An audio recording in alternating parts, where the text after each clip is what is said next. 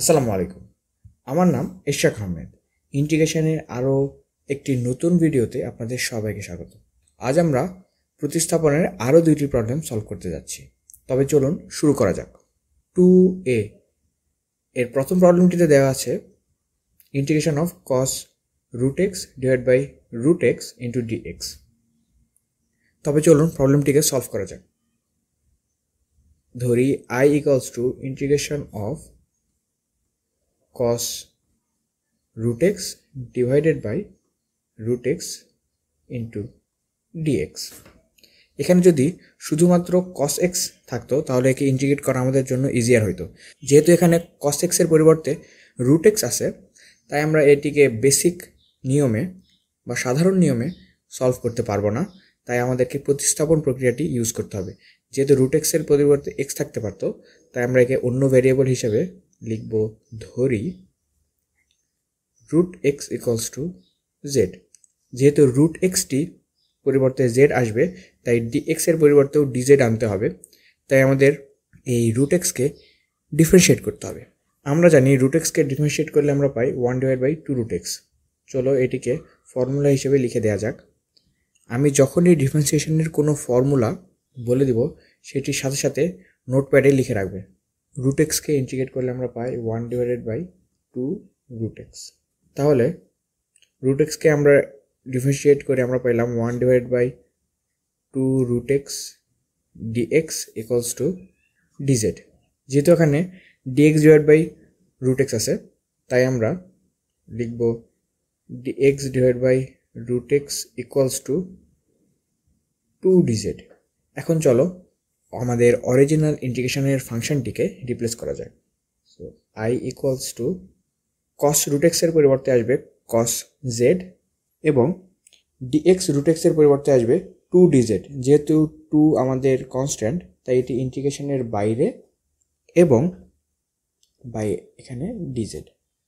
তাই আমরা পুরো ফাংশনটিকে রিপ্লেস করে পাইলাম 2 integration of cos z dz। এখন আমরা জানি cos z কে ইন্টিগ্রেট করলে আমরা পাই sin z। সামনে 2 sin z plus integral constant c।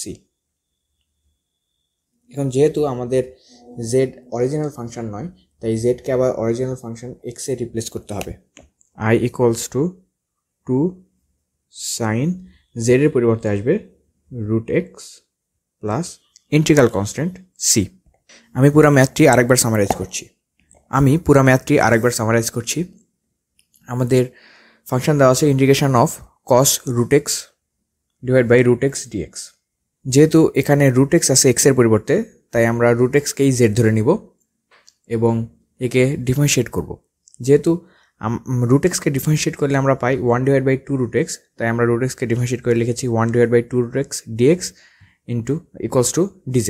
যেহেতু আমাদের dx divide by root x কে রিপ্লেস করতে হবে, তাই আমরা লিখেছি dx divide by root x equals to এই 2 ওই পাশে পার করে দিলে আমরা পাই 2 dz। এরপরে আমরা অরিজিনাল ফাংশনে ফেরত যাচ্ছি। cos root x এর পরিবর্তে cos z এবং dx divide by root x, অর্থাৎ dx divide by root x এর পরিবর্তে 2 dz। যেহেতু 2 কনস্ট্যান্ট, তাই এটি ইন্টিগ্রেশনের বাইরে এবং dz। তাহলে cos z কে ইন্টিগ্রেট করলে আমরা পাই sin z plus integral constant c। যেহেতু আমাদের পুরো ফাংশনটি x এর, তাই আবার z কে অরিজিনাল ফাংশনে চেঞ্জ করে নিতে হবে। তাহলে আমরা পাই 2 sin root x plus c। এটি হলো আমাদের অ্যান্সার। এখন চলো সেকেন্ড প্রবলেমে যাওয়া যাক। এখানে দেওয়া আছে integration of 1 divide by x square sin 1 by x dx। একে ধরে নিব I equals to integration of 1 divide by x square sin 1 by x dx। যদি এখানে sin 1 বাই x এর পরিবর্তে শুধু sin x থাকতো, তাহলে একে ইন্টিগ্রেট করা ইজিয়ার হইতো। তাই আমরা 1 বাই x কেই z ধরি 1 by x divide by equals to z। এখন এটিও পাশে নোট হিসেবে লিখব 1 বাই x কে ডিফারেন্সিয়েট করলে কি পাওয়া যায়। 1 বাই x কে ডিফারেন্সিয়েট করলে আমরা পাই মাইনাস 1/x²। ডিফারেন্সিয়েশনের এই ফর্মুলাগুলো অবশ্যই তোমার আর নোটপ্যাডে লিখে রাখবে, তাহলে পরবর্তীতে নিজে কোনো প্রবলেম সলভ করার সময় ইজি হবে। যেহেতু 1/x-কে ডিফারেন্সিয়েট করলে আমরা পাই minus 1/x² dx equals to dz। যেহেতু এই পাশে আমাদেরকে x/x² চেঞ্জ করতে হবে, তাই আমরা লিখতেছি dx/x² equals to minus dz। এখন আমরা অরিজিনাল ফাংশনে ফেরত যাচ্ছি। i ইকুয়ালস টু, যেহেতু মাইনাস তাই মাইনাসটি সামনে দিয়ে দিলাম, ইন্টিগ্রেশন অফ সাইন 1/x এর পরিবর্তে সাইন z এবং dx এর পরিবর্তে dz, এবং সামনে অলরেডি আমরা মাইনাস লিখে দিয়েছি। তাহলে এখন আমরা জানি সাইন জেডকে ইন্টিগ্রেট করলে আমরা পাবো minus cos z plus integral constant c. এখন মাইনাসে মাইনাসে প্লাস হয়ে যায়, তাহলে আমরা পাবো কস জেড প্লাস সি। এখন যেহেতু ফাংশনটি এক্স এর ফাংশন, তাই আমাদের জেডকে আবার চেঞ্জ করে এক্সে পরিবর্তন করতে হবে। So cos 1/x plus integral constant c, এটি হলো আমাদের অ্যান্সার। এবং পুরো ম্যাথটিকে আরেকবার সামারাইজ করা যাক। এখানে দেয়া আছে integration of 1/x² into sign 1/x dx। এখানে আমরা 1/x-কে জেড ধরে নিয়েছি, এরপরে ডিফারেন্সিয়েট করে দিয়েছি। তো ডিফারেন্সিয়েট করলে 1/x এর পরিবর্তে আমরা পাই মাইনাস 1/x², তাই আমরা লিখেছি 1 minus 1/x² dx equals to dz। এরপরে dx/x²কে রিপ্লেস করব, তাই মাইনাস ওই পাশে লিখলে আমরা পাই মাইনাস dz।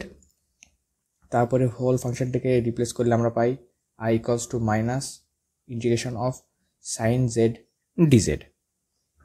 এরপরে সাইন জেডকে ইন্টিগ্রেট করলে আমরা পাই মাইনাস কস জেড, মাইনাসে মাইনাসে plus cos z plus c, এবং পরে জেডকে রিপ্লেস করলে 1/x দ্বারা, তাহলে আমাদের অ্যান্সার হয় কস 1/x প্লাস সি। তাহলে আজ এই পর্যন্তই, দেখা হবে পরের ভিডিওতে। এতক্ষণ আমাদের সাথে থাকার জন্য ধন্যবাদ।